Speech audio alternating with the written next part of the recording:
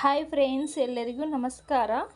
ನಾವು ಇವತ್ತು ಸಾಬುದಾನಿ ಪಡ್ಡನ್ನು ತುಂಬಾ ರುಚಿಯಾಗಿ ಯಾವ ರೀತಿ ಮಾಡೋದು ಅಂತ ಇಲ್ಲಿ ತೋರಿಸಿಕೊಡ್ತಾ ಇದ್ದೀವಿ ನಿಮಗೆ. ನೋಡಿ, ತುಂಬಾ ಸಾಫ್ಟಾಗಿ ಬಂದಿರುವಂಥ ರೆಸಿಪಿ ಇದು.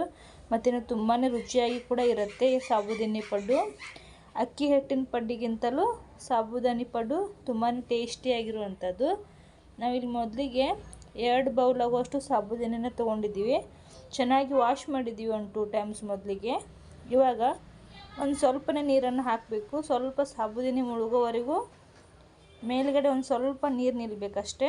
ಅಷ್ಟು ನೀರು ಹಾಕಿಬಿಟ್ಟು ಮೇಲುಗಡೆ ಒಂದನ್ನು ಪ್ಲೇಟನ್ನು ಮುಚ್ಚಿಬಿಟ್ಟು ಒಂದು 7ರಿಂದ 8 ಗಂಟೆವರೆಗೂ ನೆನೆಯಲಿಕ್ಕೆ ಬಿಡಬೇಕಾಗತ್ತೆ.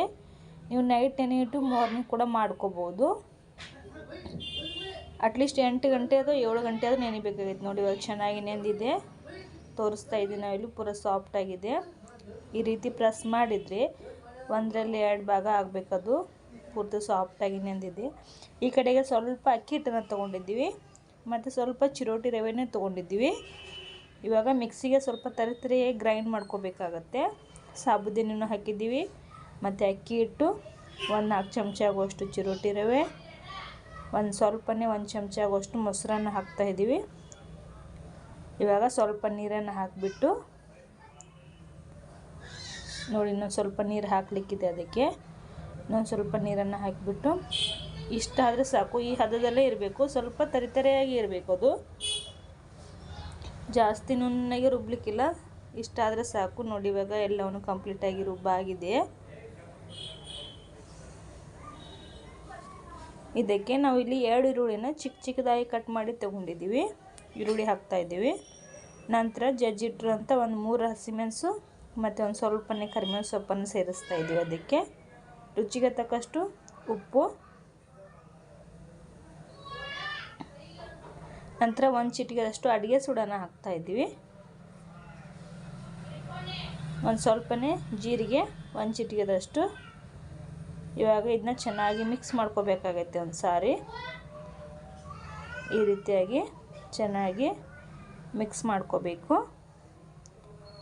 ನೀವೇನಾದರೂ ನಮ್ಮ ಚಾನಲನ್ನು ಸಬ್ಸ್ಕ್ರೈಬ್ ಮಾಡ್ಕೊಂಡಿಲ್ಲ ಅಂದರೆ ಈ ಚಾನಲನ್ನು ಸಬ್ಸ್ಕ್ರೈಬ್ ಮಾಡ್ಕೊಳ್ಳಿ. ನಾವು ಮಾಡಿರೋ ಹೊಸ ವಿಡಿಯೋ ಎಲ್ಲ ನಿಮಗೆ ನೋಟಿಫಿಕೇಷನ್ ಬರುತ್ತೆ. ಪಕ್ಕದಲ್ಲಿರೋ ಬೆಲ್ ಬಟನ್ ಕೂಡ ತಪ್ಪದೇ ಕ್ಲಿಕ್ ಮಾಡಿ. ನೋಡಿ, ಸ್ವಲ್ಪ ಕೊತ್ತಂಬರಿ ಸೊಪ್ಪನ್ನು ಸಹ ಹಾಕಿದ್ದೀವಿ ಅದಕ್ಕೆ. ಸೊ ಅದನ್ನು ಹಾಕಿಬಿಟ್ಟು ಚೆನ್ನಾಗಿ ಒಂದು ಸಾರಿ ಮಿಕ್ಸ್ ಮಾಡಿದ್ದೀವಿ. ಇವಾಗ ಪಡ್ಡು ಮಾಡಲಿಕ್ಕೆ ಹಿಟ್ಟು ರೆಡಿಯಾಗಿದೆ. ಇವಾಗ ಪಡ್ಡು ತವ ಬಿಸಿಯಾಗಿದೆ. ಒಂದು ಸ್ವಲ್ಪನೇ ಎಲ್ಲ ಪಡ್ಡು ತವಗೆ ಎಣ್ಣೆನ ಹಾಕಿದ್ದೀವಿ. ಎಣ್ಣೆ ಹಾಕಿಬಿಟ್ಟು ಇವಾಗ ಸಾಬುದಾನಿ ಪಡ್ಡಿನ ಹಿಟ್ಟನ್ನು ಹಾಕ್ತಾಯಿದ್ದೀವಿ. ನೋಡಿ, ಎಲ್ಲ ಮನೆಗೂ ಇದೇ ರೀತಿ ಹಾಕಿ ಮೇಲ್ಗಡೆಗೆ ಒಂದು ಪ್ಲೇಟನ್ನು ಮುಚ್ಚಿಬಿಟ್ಟು ಗ್ಯಾಸನ್ನು ಮೀಡಿಯಮ್ ಫ್ಲೇಮಲ್ಲಿ ಇಟ್ಕೋಬೇಕಾಗತ್ತೆ. ಹೈ ಫ್ಲೇಮಲ್ಲಿ ಇಟ್ಕೊಂಡ್ಬಿಟ್ರೆ ಒಳಗಡೆ ಎಲ್ಲ ಸರಿಯಾಗಿ ಬೇಯೋದಿಲ್ಲ.